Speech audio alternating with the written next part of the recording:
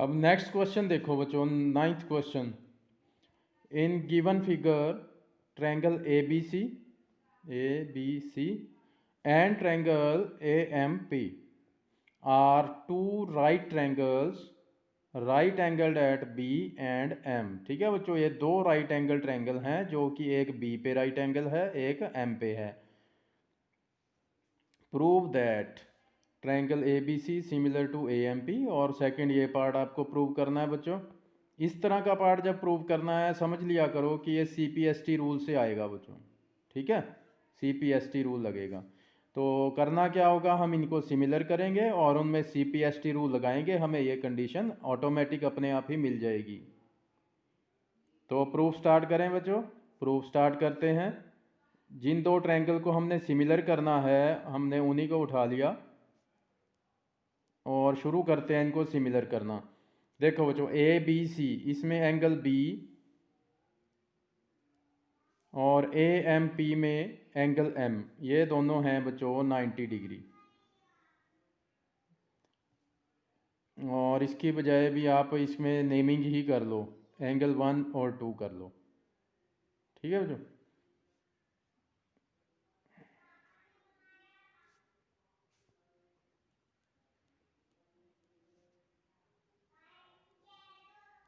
Ninety degree बच्चों, angle 1 is equal to angle 2 90 degree. A B C में जो angle B पे बना हुआ है ये 1 और ए एम पी में एंगल एम पे जो बना हुआ है ये 2, ये दोनों है 90 डिग्री, तो इक्वल होंगे। ठीक है बच्चों, angle 1 is equal to angle 2 90 degree.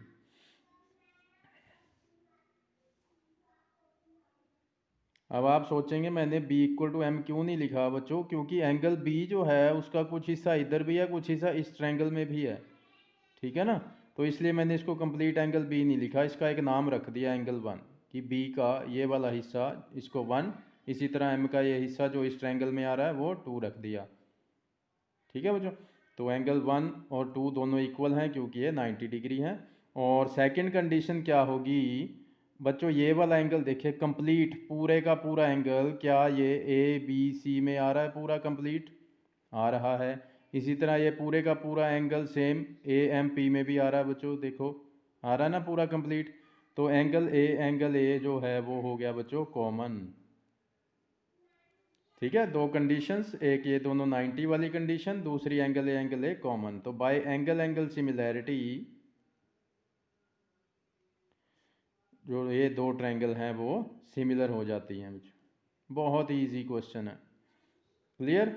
अब जो आपको ये पार्ट प्रूव करना है ये automatic C P S T rule से आ जाएगा। जिस ऑर्डर में लिखे हम उसी ऑर्डर में C P S T rule लगाते हैं। देखो यहाँ ऊपर क्या चाहिए, सी ए, सी ए जैसा पैटर्न इस तरफ रखोगे वैसा ही उधर से निकालना है। सी ए तो अपॉन में यहाँ से क्या आएगा, पी ए, इक्वल टू में इधर और क्या चाहिए हमें, बी सी। तो यहाँ से अगर हम बी सी रखते हैं तो अपॉन में इधर से क्या आएगा, एम पी। ठीक है बच्चों, ये हमने निकाल लिया इक्वल किस रूल से, C P S T rule से। तो जो हमारी रिक्वायरमेंट थी हमने वही दो साइड्स की प्रोपोर्शन निकाल ली। ठीक है ना, ए सी अपॉन ए पी नहीं निकाला क्योंकि वो हमें चाहिए ही नहीं था। क्लियर है बच्चों, तो ये सिंपल सा क्वेश्चन है। दो कंडीशन आपने इक्वल की और रिजल्ट आपके सामने आ गया, दोनों पार्ट प्रूव हो गए इसमें, ये फर्स्ट और second C P S T rule से आ गया। अब नेक्स्ट क्वेश्चन की ओर बढ़ते हैं बच्चों। देखें 10th question. C D and G H, C D and G H are bisectors. Bisector हैं ये वाली लाइन। अब ये बाइसेक्टर हैं तो किस एंगल के बाइसेक्टर हैं, किस एंगल को बाइसेक्ट करते हुए जा रहे हैं ये। पहला जो सी डी है वो किसको बाइसेक्ट कर रहा है, एंगल ए सी बी को, यानी कि एंगल सी को जो बीच में होता है, ये एंगल ए सी बी। ठीक है, इस एंगल को बाइसेक्ट करके जा रही है सी डी लाइन। बाइसेक्ट मतलब बिल्कुल बीच में से काटती हुई जा रही है, इसके दो इक्वल हिस्से करती हुई जा रही है ये लाइन। इसी तरह जी एच जो है, जी एच वो एंगल ई जी एफ को यानी एंगल जी को बाइसेक्ट करती हुई जा रही है। तो बाइसेक्ट का मतलब क्या होता है बच्चों, बाइसेक्ट मीन्स क्या होता है, टू इक्वल हाफ्स, इनमें डिवाइड कर जाना, टू इक्वल हाफ्स में डिवाइड कर जाना। तो CD ने एंगल C के दो हिस्से कर दिए। तो अगर मैं इनकी नेमिंग करता हूँ, मान लो इसको 1 और 2 करता हूँ, तो ये जो बाइसेक्ट का मतलब क्या है कि CD ने इस एंगल को कि ये जो दो हाफ किए हैं ये बिल्कुल इक्वल होंगे, two equal halves. Bisect means equal halves, यानी कि ये वाला हाफ और ये वाला हाफ इक्वल होंगे, that is 1 is equal to 2।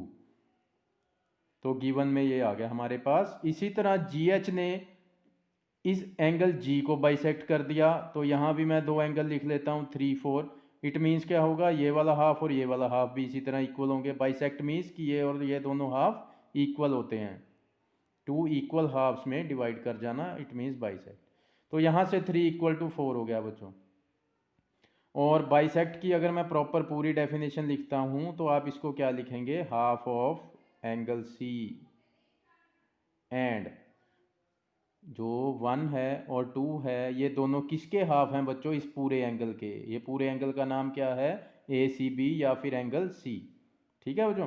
इसी तरह 3 और 4 ये दोनों किसके हाफ हैं, इस पूरे एंगल के, यानी कि एंगल G के, हाफ ऑफ एंगल G। ठीक है ना। देखो मान लो ये एंगल 60 था, ये एंगल पूरा 60 था। एक लाइन इस एंगल को बाइसेक्ट कर गई। बाइसेक्ट मीन्स क्या बताया मैंने, दो इक्वल हिस्से, यानी ये भी 30 डिग्री का, ये भी 30 डिग्री हो गया। तो ये जो 30 है, ये जो 30 है ये 60 जो कि पूरा एंगल था उसका हाफ हुआ ना, 30 60 का हाफ हुआ ना। इसी तरह ये वाला 30 जो, ये भी पूरे एंगल 60 का हाफ हुआ। तो ये दोनों क्या होते हैं, इस पूरे कंप्लीट एंगल के आधे होते हैं। ठीक है बच्चों। तो ये बाइसेक्ट की प्रॉपर्टी होती है। अगर कोई लाइन एक एंगल को बाइसेक्ट करती है तो प्रॉपर्टी क्या कहती है, this angle is equal to this angle is equal to half of full angle, half of angle C। ठीक है बच्चों। इसी तरह हमें एक और कंडीशन गिवन है आपको, ABC is similar to FEG। जो ऑर्डर दिया है आपको वही ऑर्डर लिखना है बच्चों, सिमिलैरिटी में। ठीक है। तो ये दोनों सिमिलर दिए हुए हैं, तो आप CPST रूल से क्या निकालेंगे, angle A is equal to angle F, angle B is equal to angle E and angle C is equal to angle G। ये निकाल लेंगे बाय CPST रूल। इसी तरह CPST से और क्या निकाल सकते हो आप, AB upon FE is equal to BC upon EG is equal to AC upon FG। ठीक है। AB upon FE is equal to BC upon EG is equal to AC upon FG। लेकिन इनका बच्चों यूज़ नहीं होगा इस question में, separately फिर भी मैंने लिख दिया। कई बार डाउट रहता है कि ये क्यों नहीं लिखी, तो आप क्वेश्चन जब देखेंगे उसमें इनसे काम चल जाएगा। तो स्टार्ट करते हैं बच्चों, हम अपने पार्ट जो हैं वो शुरू करते हैं। अब ये हमारे पास गिवन में है, ये सारा गिवन में है, आप जिस मर्जी कंडीशन का यूज़ कर सकते हो। अब फर्स्ट पार्ट देखें क्या है। ये वाला पार्ट तो बच्चों हमेशा CPST रूल से ही आएगा, यानी कि आप डायरेक्टली ये पार्ट तो कर ही नहीं सकते। ठीक, पहले हम ट्रायंगल को सिमिलर करेंगे फिर CPST से ये कंडीशन निकल के आएगी। अब मैं देखता हूँ कि ये वाली कंडीशन किन दो ट्रायंगल में से आ सकती है, किससे आ सकती है। देखो ऊपर क्या चाहिए, CD अपॉन GH। देखो CD upon GH is equal to AC upon FG। AC इसमें A तो है ही नहीं, है ना। देखो इससे निकल के आ रही है, देखो CD upon GH is equal to AC upon FG आ रही है ना। तो हम पहले इस पार्ट को प्रूव कर लेते हैं बच्चों, इस पार्ट को प्रूव कर लेते हैं और उस पार्ट के साथ ही हमारा CPST रूल लगा के फर्स्ट पार्ट भी प्रूव हो जाएगा। उसके बाद हम सेकंड पार्ट को प्रूव कर लेंगे। ठीक है बच्चों। ये थोड़ा कंफ्यूज करने के लिए ही उन्होंने ऐसे फर्स्ट पार्ट में इसको लिख दिया, जबकि ये बाद में ही निकलेगा जब ये सिमिलर हो जाएंगी। क्लियर है बच्चों। तो हम पहले इस पार्ट को करते हैं। Triangle DCA and triangle HGF, इनको सिमिलर करने लगे हैं। बहुत ध्यान से समझेंगे बच्चों, कोई मुश्किल नहीं है क्वेश्चन, बस थोड़ा सा ध्यान यहाँ पे देना क्वेश्चन में। DCA ये वाली ट्रायंगल है, ये ऊपर जो ट्रायंगल है छोटी सी। HGF ये वाली जो नीचे वाली ट्रायंगल है। ठीक, ये वाली दो ट्रायंगल, इनको सिमिलर करना है। तो ध्यान से देखो बच्चों, ACD DCA, इस ट्रायंगल में ये एंगल A पूरा आ रहा है और HGF इस ट्रायंगल का एंगल F, ये दोनों एंगल इक्वल हैं। कहाँ पे इक्वल हैं? देखो गिवन में हमने निकाले हैं। किस रूल से? CPST रूल से, क्योंकि ये ट्रायंगल हमें सिमिलर दे रखी थी तो हमने CPST रूल से तीनों गिवन में निकाल ली थी, जिसका यूज़ होगा हम यूज़ कर लेंगे। ठीक है ना बच्चों? तो angle A is equal to angle F हमें फर्स्ट कंडीशन मिल चुकी है। ये कहाँ से उठाया हमने? गिवन वाली कंडीशनों से। ठीक है बच्चों, तो इन दो ट्रायंगल को सिमिलर करना है आपको। पहली कंडीशन हमें मिल चुकी है, इस ट्रायंगल का एंगल A और इसका पूरा एंगल F जो है ये इक्वल है गिवन से। सेकंड कंडीशन पे आते हैं बच्चों। सेकंड कंडीशन ध्यान से समझना। देखो बच्चों, angle C is equal to angle G, ये भी हमें गिवन है। देखो ये भी गिवन से उठा लिया मैंने। लेकिन एक बात देखो बच्चों, जो एंगल C है वो कंप्लीट यहाँ से लेके यहाँ तक है बच्चों, यहाँ से यहाँ तक। तो क्या इस ट्रायंगल के अंदर C का पूरा हिस्सा आ रहा है? ये पूरा C तो नहीं आ रहा। कितना पोर्शन आ रहा है C का? हाफ पोर्शन आ रहा है, हाफ। ठीक है ना? इसी तरह ये वाली जो ट्रायंगल है इसमें कंप्लीट एंगल पूरा G तो नहीं आ रहा। कितना पोर्शन आ रहा है G का? ये वाला पोर्शन आ रहा है, ये वाला पोर्शन आधा हिस्सा आ रहा है G का। तो हमें ये कंप्लीट पूरे एंगल नहीं चाहिए, हमें इनके हाफ चाहिए, क्योंकि ये कंप्लीट एंगल C तो इस ट्रायंगल में आ ही नहीं सकता। DCA में तो पूरा एंगल C आ ही नहीं सकता, उसमें तो C का इतना पोर्शन आ सकता है, हाफ आ सकता है। तो इन ट्रायंगलों में, दोनों ट्रायंगल में C और G के हाफ आ सकते हैं, इसलिए हम क्या करेंगे? दोनों तरफ हाफ से मल्टीप्लाई कर देंगे बच्चों। मैथ्स है, यूक्लाइड लेमा, यूक्लाइड के एल्गोरिथम क्या कहते हैं? आप दोनों तरफ जिस मर्जी नंबर से मल्टीप्लाई कर सकते हो जब आपका मन करे। ठीक है, जिसकी रिक्वायरमेंट है वही नंबर ले सकते हो। तो हमने दोनों तरफ हाफ कर दिया बच्चों। अगर दो चीज़ें इक्वल हैं तो उनके हाफ भी तो इक्वल होंगे बच्चों। इनका हाफ करूँ मैं, 3 इक्वल टू 3 तो होगा। ठीक है ना? तो C इक्वल टू G है तो इनके हाफ भी इक्वल होंगे। हमने दोनों तरफ हाफ ही क्यों किया? क्योंकि इन ट्रायंगल्स में इनके हाफ आ रहे हैं बच्चों। तो half of angle C, half of angle C, देखो इसकी दो वैल्यूज हैं, 1 भी है 2 भी है। DCA ट्रायंगल में कौन सा आ रहा है? हाफ 1 आ रहा है कि 2 आ रहा है? कौन सा आ रहा है? एंगल 1। तो हाफ ऑफ एंगल C की जगह आप लिख देंगे एंगल 1। इसी तरह हाफ ऑफ एंगल G जो है इसकी भी दो वैल्यूज हैं, 3 के भी इक्वल है, ये 4 के भी इक्वल है। गिवन ट्रायंगल जो है इसमें देखो कौन सा हिस्सा आ रहा है? HGF। इस ट्रायंगल में कौन सा हिस्सा आ रहा है? हाफ ऑफ G का 4, तो एंगल 4। क्लियर है बच्चों? तो हमारा टारगेट अचीव हो चुका है बच्चों। देखो फर्स्ट कंडीशन ये है, angle A equal to F, और सेकंड कंडीशन ये होगी एंगल 1 इज इक्वल टू 4। तो इन दो ट्रायंगल्स के मैंने दो एंगल इक्वल कर दिए। तो हम कौन सा रूल लगाएंगे? By angle similarity. Angle similarity, triangle DCA is similar to triangle HGF। Clear है बच्चों? फर्स्ट कंडीशन तो हमें बनी बनाई मिल गई, कंप्लीट उठा ली। दूसरी ये हमें मिली, लेकिन इसका हमने देखा कि ये पूरा एंगल तो इसमें आ नहीं रहा। A और F तो पूरे कंप्लीट के कंप्लीट आ रहे थे ना, A पूरा आ रहा था, F पूरे का पूरा।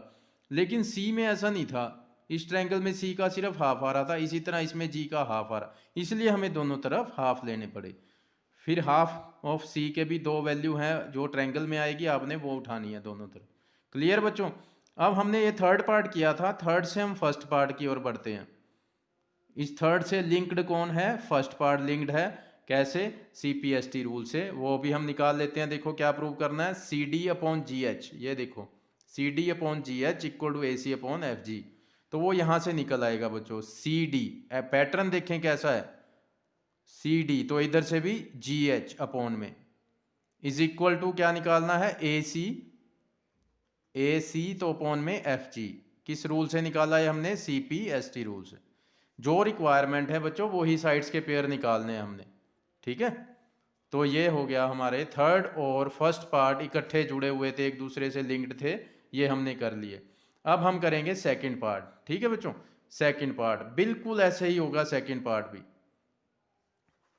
बिल्कुल ऐसे होगा। सेकंड पार्ट मैं यहीं कर देता हूँ, पेज पलटेंगे बार बार तो मुश्किल हो जाएगी। डायग्राम यहाँ पे है हमारा। सेकंड पार्ट में देखें बच्चों, triangle DCB and triangle HGE and triangle HGE। तो बच्चों बिल्कुल ऐसे ही सिमिलरली ये हो जाएगा, देखो DCB, ये वाली छोटी ट्रायंगल है, ये वाली ट्रायंगल DCB, और HGE ये वाली ऊपर वाली ट्रायंगल। पहले इसकी ऊपर वाली थी, इसकी नीचे वाली ट्रायंगल थी, इस बार इसकी नीचे वाली ट्रायंगल है, इसकी ऊपर वाली ट्रायंगल है। तो देखो बच्चों इस ट्रायंगल में एंगल B कंप्लीट आ रहा है और इस ट्रायंगल में एंगल E कंप्लीट आ रहा है, ठीक, और ये हमें गिवन में भी हैं। तो ये वाली तो एग्जैक्ट पूरे की पूरी बनी बनाई कंडीशन हमने उठा ली गिवन से। एक कंडीशन मिल गई हमें। दूसरी कंडीशन देखें बच्चों, angle C is equal to angle G, again मैंने फिर इस क्वेश्चन में भी उठा लिया, गिवन में है ना, तो ये भी मैंने ले लिया। लेकिन अगेन वही स्टेप आप जो यहाँ किए थे वही यहाँ भी करेंगे, क्योंकि DCB ट्रायंगल, देखो DCB ट्रायंगल में पूरा C तो नहीं आ रहा, कितना पोर्शन आ रहा है C का, हाफ पोर्शन आ रहा है ना, यानी एंगल 2, इसलिए हमें C का हाफ चाहिए, पूरा C नहीं चाहिए।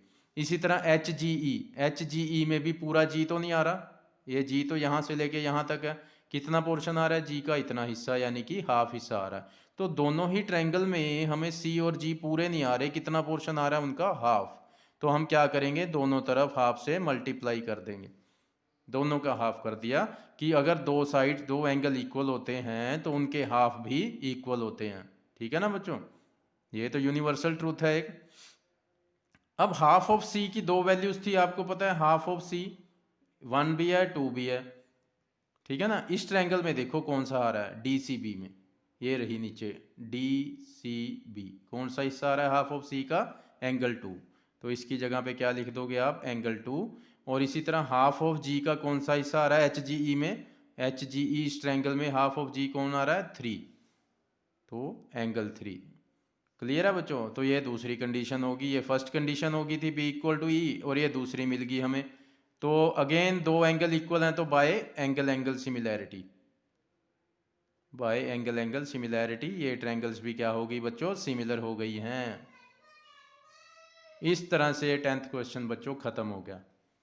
तो इसका ऑर्डर हमने देखो कैसे चूज किया, कि ये कंडीशन CPST से देखा किससे निकल रही थी, इससे, तो पहले हमने थर्ड पार्ट का उठाया, उससे फिर फर्स्ट पार्ट निकाल लिया, उसके बाद सेकंड पार्ट कर लिया।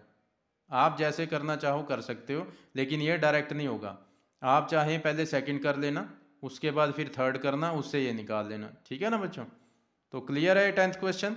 इसको आप समझ ना भी है, एक बार और वीडियो देखोगे आपको अच्छे से रट जाएगा ये क्वेश्चन। नेक्स्ट क्वेश्चन देखें, question number 11, E is a point on side CB, ये CB साइड है बच्चों, इसी साइड के ऊपर E जो है एक पॉइंट है, जब CB को प्रोड्यूस किया जाता है, आगे बढ़ाया जाता है, इस पे E पॉइंट मिलता है। Of an isosceles triangle ABC, तो गिवन में क्या आ गया बच्चों, ABC आइसोसेलेस है, in which AB is equal to AC, ये हमें गिवन में आ गया बच्चों। साथ ही साथ AD perpendicular BC, EF perpendicular AC, ये भी दिया हुआ है। परपेंडिकुलर है तो दोनों तरफ पहले तो 90 के एंगल बना लिया करो, AD भी दोनों तरफ 90 बना देगा BC के ऊपर।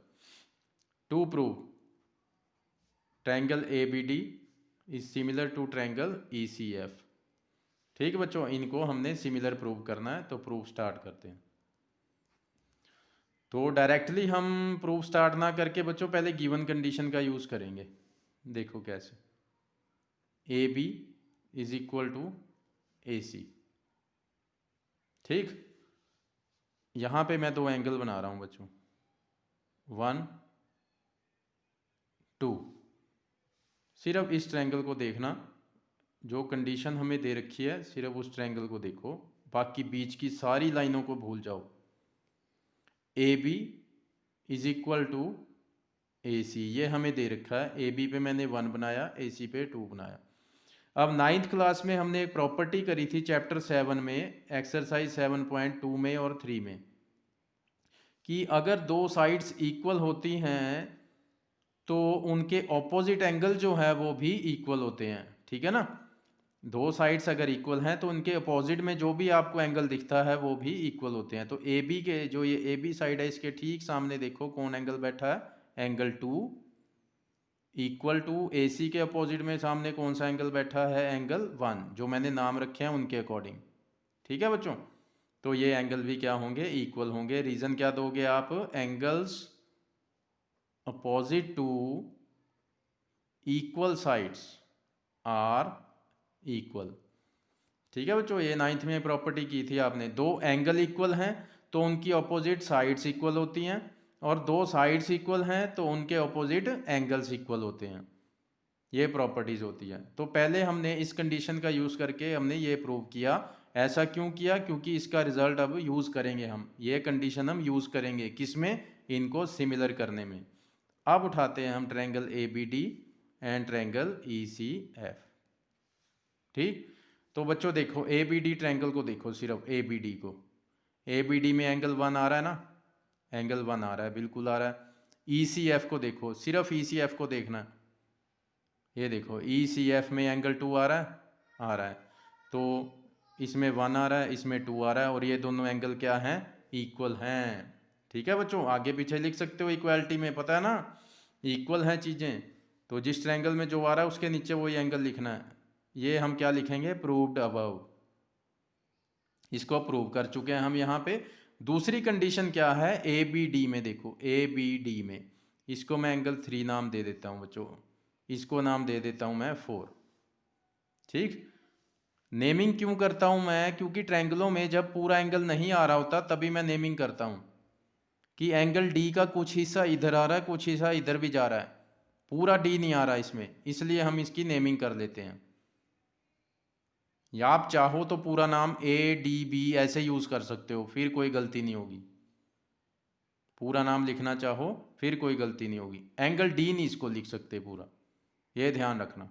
इसलिए मैं नेमिंग करता हूँ। जब भी नेमिंग जब करता हूँ, जब एक एंगल का कुछ हिस्सा एक तरफ जा रहा हो, कुछ हिस्सा दूसरी तरफ, तब नेमिंग करनी चाहिए आपको, ताकि कभी गलती ना हो। क्लियर है, ये बेसिक बातें हैं, पता होनी चाहिए आपको डीप। नेक्स्ट है बच्चों, ABD में एंगल 3 देख रहे हो आप, और ECF में एंगल 4 देख रहे हो, दोनों हैं 90 डिग्री, इसलिए दोनों क्या हो गए, इक्वल। देखो ये 90 इसमें, ECF में ये एंगल 90 हो गया। एक तरफ बॉक्स बनाया हो 90 का, दूसरी तरफ अपने आप बना लिया करो, क्योंकि दोनों तरफ 90 होंगे ही होंगे। अगर इधर 90 है तो ये भी 90 होता है बाय लीनियर पेयर। तो बच्चों दो ट्रायंगल हमने उठाई, उनके दो एंगल इक्वल हो गए, तो बाय एंगल एंगल सिमिलैरिटी ये ट्रायंगल्स क्या हो चुकी हैं, सिमिलर। ठीक है, यही हमने प्रूव करना। तो छोटा सा क्वेश्चन था, इजी सा, उम्मीद है आपको समझ आया होगा। क्वेश्चन इंपॉर्टेंट है, आया हुआ है कई बार। तो बाकी हम कल करेंगे।